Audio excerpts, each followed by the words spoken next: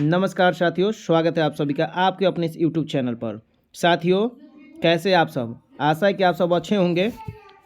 चलिए अभी ये जो है एक बहुत ही बड़ा मुद्दा है, बार बार हम इस पे वीडियो ला रहे हैं और अब फिर से एक बार वीडियो लेके आना पड़ रहा है क्योंकि ये जो है आवाज़ जो है पहुंच नहीं पा रही है रेलवे तक। ये रेल के जो जोनल ऑफिस हैं, जो आरआरबीज हैं, उन तक आवाज़ नहीं पहुंच पा रही है। तो एक बार फिर से हम लोग देखेंगे कि आरआरबी एनटीपीसी में आखिर कब खुलेगी रेलवे की नींद। सीटें खाली होने के बावजूद भी क्यों नहीं जारी किया जा रहा है रिप्लेसमेंट पैनल या रिप्लेसमेंट डीपी। रिप्लेसमेंट के आस में आखिर अभ्यर्थी कब तक बैठे रहेंगे। अभ्यर्थियों का सब्र का बांध अब टूट रहा है। जी हाँ दोस्तों, जो है अभी 1 साल से ऊपर हो गया है पैनल आए हुए आरआरबी एनटीपीसी के लेवल 5 के, लेवल 6 के, और अभी तक रिप्लेसमेंट पैनल, रिप्लेसमेंट डीवी के नाम पे कुछ नहीं, जबकि इनके पास सीटें जो है वैकेंट हैं, सीटें खाली हैं। कैंडिडेट्स जो हैं वो ज्वाइन नहीं किए हैं कि किसी कारणवश कोई किसी अन्य जॉब में चला गया, इसकी वजह से ज्वाइन नहीं किया, और इनके पास सीटें रिक्तियाँ रहते हुए भी, वैकेंट रहते हुए भी अभी तक रिप्लेसमेंट पैनल नहीं दिया जा रहा, जो कि ऐसे कैंडिडेट्स हैं जो बेचारे बेरोजगार बैठे हैं, जो इस एनटीपीसी के सारे प्रोसेस को कंप्लीट कर चुके हैं, इवन डीबी और मेडिकल तक कंप्लीट कर चुके हैं, और वो जो है इसके आस में बैठे हुए हैं कि अभी रिप्लेसमेंट पैनल आएगा तो उनको मौका दे दिया जाएगा।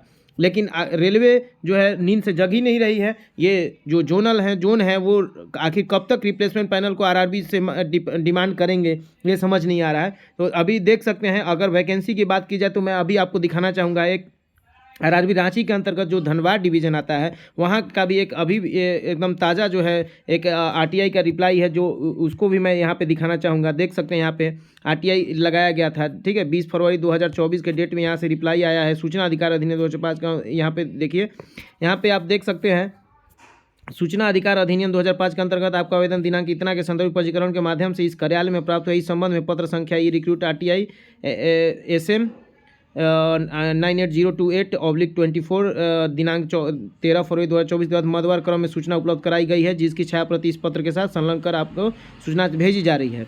ठीक है, ये देखते हैं, ये कवरिंग लेटर था, और यहाँ पर जो है क्या रिप्लाई है वो रिप्लाई देख लेते हैं। तो यहाँ देखेंगे आप, यहाँ से धनबाद 13 फरवरी 2024 वरीय मंडल कार्मिक अधिकारी यानी सीनियर DPO जो है, यहाँ देख सकते हैं सह जन सूचना अधिकारी पूर्व मध्य रेल धनबाद सूचना अधिकार अधिनियम के तहत यहाँ पे दिया गया है। उपरोक्त विषय के मामले में अंतर्गत जो है सीनियर कमर्शियल कम टिकट क्लर्क पद से संबंधित मांगी मध्यवर्ग जानकारी निम्नलिखित है। पहला क्वेश्चन मांगा गया था कि आरआरबी रांची से जो है धनबाद डिवीजन में सीनियर कमर्शियल कम टिकट क्लर्क के पोस्ट यानी कैटेगरी नंबर 6 के पोस्ट पर कितने पैनल प्राप्त हुए थे। तो इसमें जवाब मिला है कि 93 नामिका जो है प्राप्त हुई थी। पहले भी आरटीए लगाया गया था और ये जानकारी अक्टूबर में भी मिली थी, लेकिन एक साथी ने फिर से आरटीए लगाया ताकि देखा कि अक्टूबर के बाद से कोई और भी ज्वाइनिंग हुआ है कि नहीं।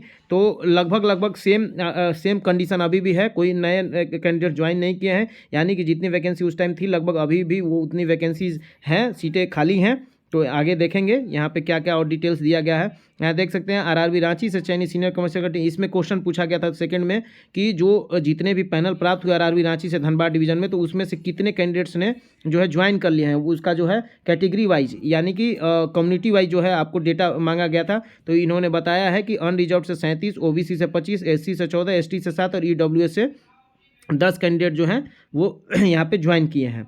उसके बाद तीसरा क्वेश्चन था कि कितने लोगों ने ज्वाइनिंग नहीं किया है कम्युनिटी वाइज में। तो यहाँ पे देख सकते हैं अनरिजर्व में यहाँ पे ये जो है यहाँ नामिका पहला 93 का नामिका प्राप्त हुआ था, ये यानी कि पैनल प्राप्त हुआ था। और सेकंड पॉइंट पे यहाँ आप देख सकते हैं कि इतने लोगों ने ज्वाइन किया, यानी कि 37 को जो पैनल आया था 37 में से 29 जनरल में ज्वाइन कर लिए, OBC के 25 पैनल में से 24 ने ज्वाइन किया है, SC के 14 पैनल से 11 ने ज्वाइन किया है, ST के 7 में से 6 ने ज्वाइन कर लिया है, और EWS के 10 में से 8 ने ज्वाइन कर लिया है। तो इस तरीके से देख सकते हैं, उसके हिसाब से आप देख सकते हैं। तीसरा पॉइंट यही था कि कितने लोगों ने कम्युनिटी वाइज ज्वाइन नहीं किया है, तो वो डिटेल्स यहाँ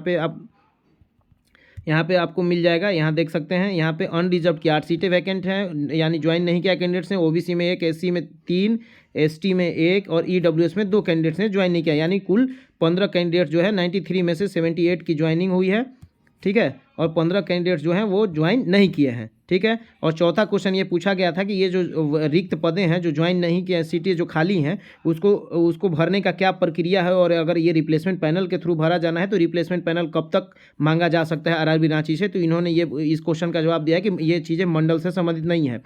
तो बार बार इस तरह का आरटीआई लगाया जाता है और ये डिवीज़न वाले लिख देते हैं कि मंडल से संबंधित नहीं है। लेकिन एक चीज़ हमें समझ में नहीं आती है, ठीक है ये मंडल से संबंधित नहीं है, ये इंडेंटिंग जोन से संबंधित है, जोन डिसाइड करेगी मांगेगी आरआरबी से। लेकिन ये एक महत्वपूर्ण चीज़ है कि जब तक डिवीज़न जो है यानी मंडल जो है आरआरबी अपने जोन को वो भेजेंगे नहीं, रिप्लेसमेंट पैनल यानी जितने कैंडिडेट्स जो ज्वाइन नहीं किए हैं उनका पैनल जब तक वापस नहीं करेंगे, उसके एवज में रिप्लेसमेंट मांगेंगे नहीं, तो जोन को पता कैसे, जोन आगे फॉरवर्ड आरआरबी से कैसे डिमांड करेगी। तो सारा प्रोसेस तो इनिशिएट होना है डिविजनल लेवल पे ही यानी मंडल लेवल पे ही। लेकिन ये बार बार लिख देते हैं, अगर इनसे रिप्लेसमेंट पैनल संबंधी कुछ जानकारी पूछी जाए कि कब तक आ सकती है, क्या स्थिति है, तो ये लिख देते हैं कि मंडल से संबंधित नहीं है। अरे भाई मंडल से कैसे नहीं संबंधित है, ज्वाइनिंग आपके पास हो रहा है, ज्वाइनिंग लेटर आपने भेजा, कितने कैंडिडेट्स आप ज्वाइन किए हैं ये डेटा आपके पास है, कितनी वैकेंसीज हैं वो आपके पास है, रिक्वायरमेंट आपको कितना पोस्ट का है अभी, तो वो चीज़ें तो आप, ये तो 2019 का वैकेंसी था, उसके हिसाब से जो है अभी आपके पास 15 पैनल, जो पैनल मिला था उसमें से 15 वैकेंसीज हैं, प्लस 3 कम पैनल प्राप्त हुए आपको और टोटल 18 वैकेंसी। उसके बाद भी अभी जो है 5 साल हो गया लगभग, तो 5 साल में और रिक्तियाँ बढ़ी ही होंगी। तो फिर आप इन रिक्तियों के अगेंस्ट में आप जो है आप अपने जोन को बता क्यों नहीं रहे कि ये जो है इतनी सीटें हमारे पास वैकेंट है, ताकि जोन, तब तो जोन पे एक जोन को इन्फॉर्मेशन मिलेगा कि हाँ हमारे डिवीजन में इतने सीटें खाली हैं, तो हम इसके एवज में रिप्लेसमेंट पैनल की मांग करेंगे आरआरबी से।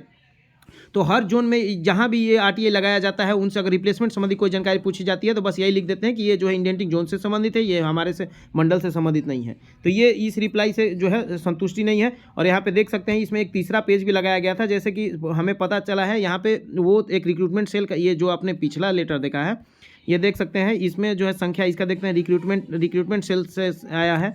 और दूसरा देख सकते हैं यहाँ पे जो लेटर लगाया गया है ये कोल कमर्शियल डिपार्टमेंट से, यानी कि कमर्शियल धनबाद में शायद इस तरह का कुछ है कि उसमें जो है कमर्शियल डिपार्टमेंट को दो सब डिपार्टमेंट में विभाजित कर दिया गया, एक कोल कमर्शियल में और एक नॉन कोल में। तो कोल के तरफ से भी एक इसी आरटीआई के अगेंस्ट में जो उन्होंने रिप्लाई दिया तो उसमें उन्होंने लिख दिया था कि इनके पास जो है जैसे क्वेश्चन नंबर 1 और 2 जैसे था कि कितना पैनल प्राप्त हुआ आरआरबी रांची से और कितने लोगों ने ज्वाइन किया, तो ये क्वेश्चन पे उन्होंने लिख दिया कि ये भर्ती अनुभाग यानी रिक्रूटमेंट सेल से संबंधित है। और उसके बाद तीसरा क्वेश्चन था कि कितनी रिक्तियां हैं और चौथा क्वेश्चन था कि रिप्लेसमेंट पैनल कब तक मांगा जा सकता है। तो इसमें उन्होंने लिखा है कि सीनियर सीसीटीसी सीधी भर्ती कोटा के डायरेक्ट रिक्रूटमेंट कोटा में कोई रिक्ति उपलब्ध नहीं है। तो इन्होंने ये तो कोल कमर्शियल वाले सब डिपार्टमेंट जो है कमर्शियल का धनबाद डिवीजन में उन्होंने लिखा है। लेकिन ये जो 15 लोगों ने ज्वाइन नहीं किया है उसके बाद भी अभी 5 साल हो गया, तो रिक्तियाँ तो हैं ही आपके पास। लेकिन आप ये नहीं समझ पा रहे हैं, आपके पास कैंडिडेट्स भी आरआरबी से जो डीबी और मेडिकल करा के वेट कर रहे हैं। कुछ कैंडिडेट्स ऐसे भी हैं जो वेट कर रहे हैं कि अभी अगर रिप्लेसमेंट में अभी कोई ज्वाइन नहीं करता है, सीटें वैकेंट रहती हैं, तो कट ऑफ कम करके रिप्लेसमेंट डीबी भी बुलाई जाएगी, फ्रेश डीबी भी कराई जाएगी। कुछ कैंडिडेट्स इसका इंतजार कर रहे हैं। तो पता नहीं ये जोन कब तक सोए रहेंगे, कब ये कैसे होगा। सभी का सब्र का बांध टूट रहा है। कैंडिडेट्स जो हैं वो काफ़ी आस लगाए बैठे हैं। ये लगभग नौकरी जो उनके मुंह तक आ गया था उसके बाद जो है छीन गया है। जो जिनका डीबी और मेडिकल हो गया उनके ऊपर सोचिए क्या गुजर रही होगी। कुछ ऐसे कैंडिडेट्स हैं जिनका डेट ऑफ बर्थ में बाहर हुए हैं, उनका कट ऑफ के बराबर नंबर है और डेट ऑफ बर्थ में बाहर हैं, एज में बाहर हैं, उनके ऊपर क्या गुजर रही होगी। तो ये चीज़ें जो हैं हम लोगों को समझना होगा और इस तरह से ये इस वीडियो को जो है शेयर कीजिए, आगे बढ़ाइए और रिप्लेसमेंट की मांग को जो है इस तरह से ऊपर उठाना है ताकि रेलवे बोर्ड, रेलवे अधिकारियों तक ये बात पहुंच पाए और रेलवे जोन तक ये बात पहुंच पाए कि ये रिप्लेसमेंट पैनल भी देना है। पहले तो इन्होंने क्या किया कि वेटिंग का प्रावधान खत्म कर दिया। वेटिंग का प्रावधान जैसे कि अभी आप देख सकते हैं, अभी जाके देख सकते हैं बहुत सारे वेबसाइट पर आरआरबीज पे आप देखेंगे कि जो है आपका टेक्नीशियन और एएलपी की भर्ती जो थी 2018 की, उसका अभी भी जो है यहाँ पे वेटिंग क्लियर किया जा रहा है। जेई की भर्ती जो थी CN 03 2018 वाली, तो वहाँ भी जेई के भी वेटिंग क्लियर किया जा रहा है। अभी तक ये मतलब लगभग 5 साल 6 साल होने जा रहे हैं। तो और यहाँ पर एक एनटीपीसी है जिसमें कि पहले तो वेटिंग का प्रावधान था, यहाँ एनटीपीसी में वेटिंग भी खत्म कर दिया गया। लेकिन रिप्लेसमेंट संबंधी कोई भी जो है कोई भी क्लियर गाइडलाइंस नहीं है कब तक रिप्लेसमेंट दिया जाएगा। बच्चे परेशान हो रहे हैं जिनका डीबी मेडिकल भी हो चुका है, किसी कारणवश से बोर्ड की गड़बड़ी की, आरआरबीज की गड़बड़ी की वजह से, कट ऑफ बढ़ने की वजह से पैनल से बाहर हैं, तो उन कैंडिडेट्स पे क्या गुजरी होगी। तो इसका खमियाजा जो है कैंडिडेट्स भुगत रहे हैं। तो एक बार फिर से रेलवे बोर्ड को तक आवाज़ आनी चाहिए, रेलवे बोर्ड को कुछ रिप्लेसमेंट संबंधी गाइडलाइंस देनी चाहिए और ये जो है क्लियर करना चाहिए कि रिप्लेसमेंट आखिर कब तक दिया जाएगा, या जोन को जो है दिशा निर्देश देनी चाहिए कि जल्द से जल्द जो सीटें वैकेंट हैं, 1 साल से अधिक हो चुका है प्रोविजनल पैनल आए हुए, तो आप रिप्लेसमेंट पैनल के लिए कवायद शुरू करें, आगे बढ़ाएं प्रोसेस को। अभी आपको दिखाएंगे कि मैंने पहले वीडियो, मैंने पुराना एक वीडियो अपलोड किया था जिसमें देख सकते हैं, सिर्फ ये एक जोन का बात नहीं है, एक आरआरबी की बात नहीं है। आप यहाँ देख सकते हैं, यहाँ पर कमेंट आया था मेरे वीडियो पे, यहाँ कोलकाता में लेवल 5 में डेट ऑफ बर्थ की वजह से ये कैंडिडेट्स बाहर हैं और ये भी रिप्लेसमेंट का वेट कर रहे हैं, आप देख सकते हैं। उसके बाद ये अभी देख सकते हैं यहाँ पे आरआरबी बिलासपुर में यही हाल है। आरआरबी बिलासपुर का देखिए, यहाँ ये है आरआरबी बिलासपुर में, ये 0.33 से सीनियर सीसीटीसी के लिए अभी जो है मतलब पैनल में इनका नाम नहीं आ पाएगा, ये भी रिप्लेसमेंट पैनल का वेट कर रहे हैं।